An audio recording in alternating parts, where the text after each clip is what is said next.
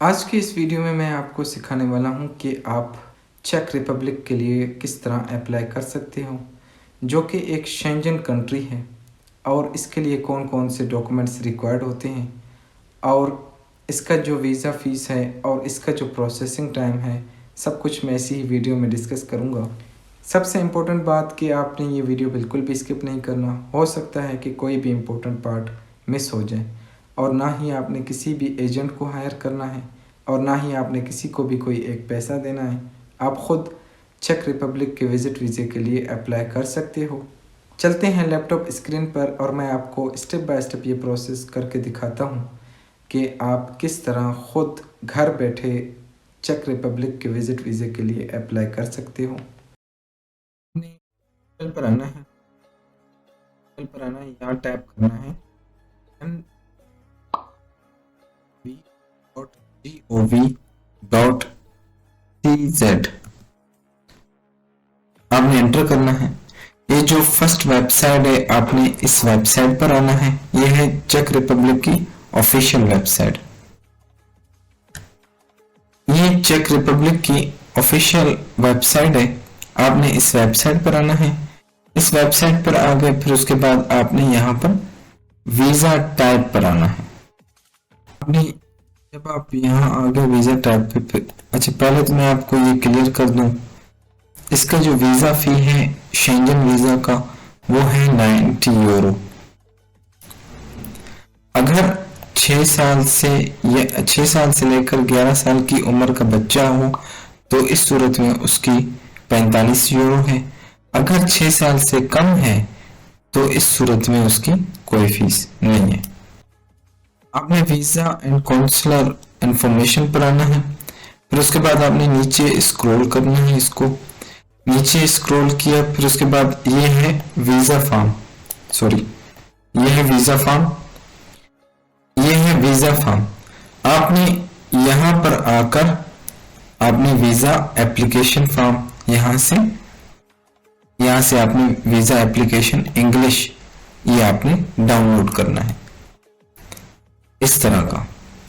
जब आपने ये वीज़ा एप्लीकेशन फॉर्म डाउनलोड कर लिया, जैसे कि आप जानते हो कि चेक रिपब्लिक जो है ना वो शेंजन वीज़ा, उसके लिए शेंजन वीज़ा एप्लीकेशन फॉर्म पड़ता है और शेंजन वीज़ा एप्लीकेशन। फिर उसके बाद आपका जो भी है सरनेम एज पर पासपोर्ट आपने वही देना है, इसके आगे आपने वही लिखना है। फिर उसके बाद जो भी आपका सरनेम एट बर्थ है आपने वही लिखना है इसके आगे एज पर पासपोर्ट।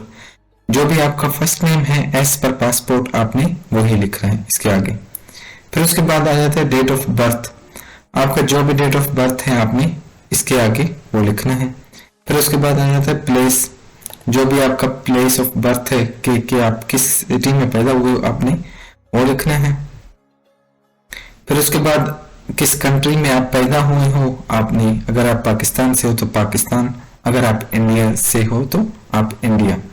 जो भी आपकी करंट नेशनलिटी है, अगर आप पाकिस्तान से हो तो पाकिस्तान, अगर आप इंडिया से हो तो इंडिया, अगर आप बांग्लादेश से हो किसी भी कंट्री से हो आपने वही कंट्री इसके नीचे लिखना है। अगर आपके पास कोई और नेशनलिटी है तो इस सूरत में इसके आगे आपने वो भी डिफाइन करना है, लिखना है। फिर उसके बाद आ जाता है जेंडर। अगर आप मेल हो तो फिर आपने मेल पे टिक करना है, अगर आप फीमेल हो तो आपने फीमेल पे टिक करना है। फिर उसके बाद मैरिटल स्टेटस आ जाता है।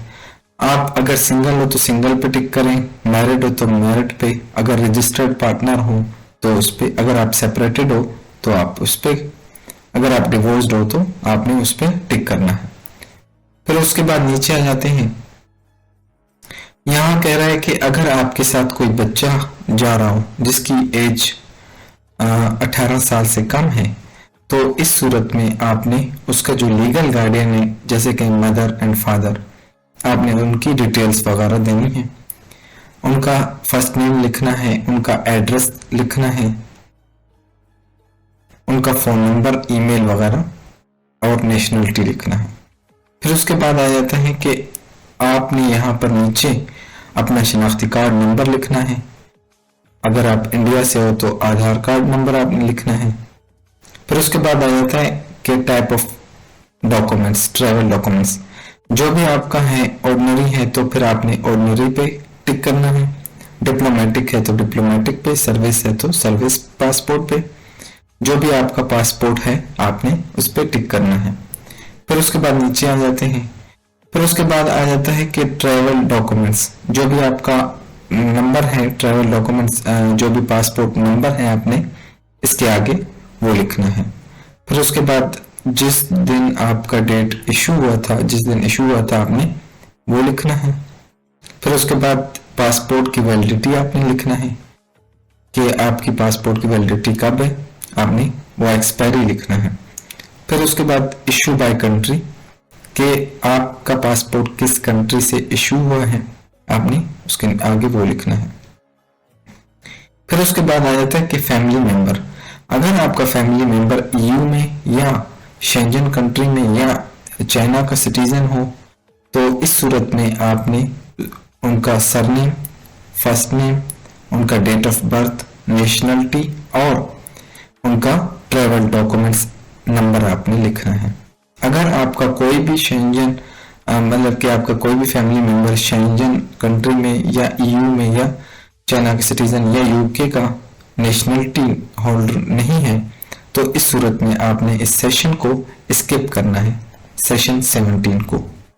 फिर उसके बाद आ जाता है सेशन 18, जो आपने यहाँ पर फैमिली मेंबर की डिटेल दी हुई है सेशन 18 में, सेशन 17 में आपका उनके साथ क्या रिलेशन है आपने वो डिफाइन करना है। अगर आपने नहीं दिया, अगर आपका कोई भी फैमिली मेंबर नहीं है तो आप इस सूरत में सेशन 17 और सेशन 18 को आपने स्किप करना है। फिर उसके बाद आ जाता है एप्लीकेंट होम एड्रेस, आपका जो भी होम एड्रेस है आपने एग्जैक्ट वही देना है और जो ईमेल एड्रेस आप यूज करते हो आपने वही ईमेल एड्रेस देना है। फिर उसके बाद आ जाता है टेलीफोन नंबर, जो भी आपका फोन नंबर है आपने उसके नीचे आपने वही फोन नंबर देना है। फिर उसके बाद आ जाता है रेसिडेंस, अगर आपके पास अपनी कंट्री के अलावा कोई और रेसिडेंस है तो इस सूरत में आपने यस सिलेक्ट करना है, अदरवाइज आप उसको नो सिलेक्ट करें।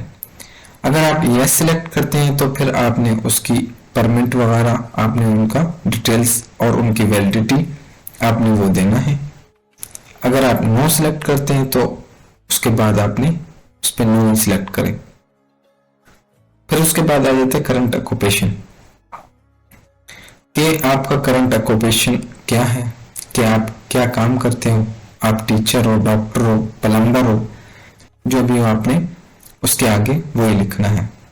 फिर उसके बाद आ जाता है एम्प्लॉयर, कि आप किस एम्प्लॉयर के साथ काम करते हो, आपने उस एम्प्लॉयर का नाम, एड्रेस और फोन नंबर आपने यहाँ पर लिखना है। फिर उसके बाद आ जाता है पर्पस ऑफ जर्नी, कि आपने यहाँ से टूरिज्म सेलेक्ट करना है, अगर आप बिजनेस पर्पस से जा रहे हो तो बिजनेस, अगर आप विजिटिंग फैमिली पे जा रहे हो तो विजिटिंग फैमिली सिलेक्ट करें। फिर उसके बाद आ जाता है एडिशनल इंफॉर्मेशन, कि आप कहाँ कहाँ स्टे करोगे, कौन कौन सी सिटी में आपने स्टे करना है, आपने वो डिटेल्स वगैरह इसके नीचे देना है। फिर उसके बाद आ जाता है सेशन 25, आपने इसको स्किप कर देना है। फिर उसके बाद आ जाता है सेशन 26, आपने इसके नीचे जो भी फर्स्ट एंट्री है आपने वही लिखना है। जैसे कि आप जानते हो कि चेक रिपब्लिक जो है वो शेंजन कंट्री है, उसके लिए शेंजन कंट्री में शेंजन एरिया में 29 कंट्रीज आते हैं, तो आपने यहाँ पे नीचे जो भी आपकी फर्स्ट एंट्री है आपने वही लिखना है। फिर उसके बाद आ जाता है नंबर ऑफ एंट्रीज रिक्वेस्टेड, जो भी आप कितनी मरतबा एंटर करना चाहते हैं, सिंगल एंट्री है, डबल एंट्री है, आपने वही सिलेक्ट करना है। फिर उसके बाद आ जाता है इंटेंट डेट शेंजन एरिया, कि आपने कब एंटर होना है शेंजन एरिया में, आपने इसके आगे आपने डेट, मंथ और ईयर लिखना है। फिर उसके बाद आ जाता है कि शेंजन एरिया आपने कब लीव करना है, उसके आगे आपने डेट, मंथ और ईयर आपने लिखना है। फिर उसके बाद नीचे आ जाते हैं अच्छा, ये कह रहा है कि क्या ना आपने पहले कभी शेंजन वीज़े के लिए अप्लाई किया है? क्या आपने फिंगरप्रिंट्स दिए हैं पहले कभी? अगर दिए हैं तो आपने यस सिलेक्ट करना है, फिर आपने उनका डेट वगैरह और वीज़ा नंबर आपने आपने वो बताना है। अगर आपने नहीं दिया तो आप इस सूरत में आपने इस पे नो पे टिक करें।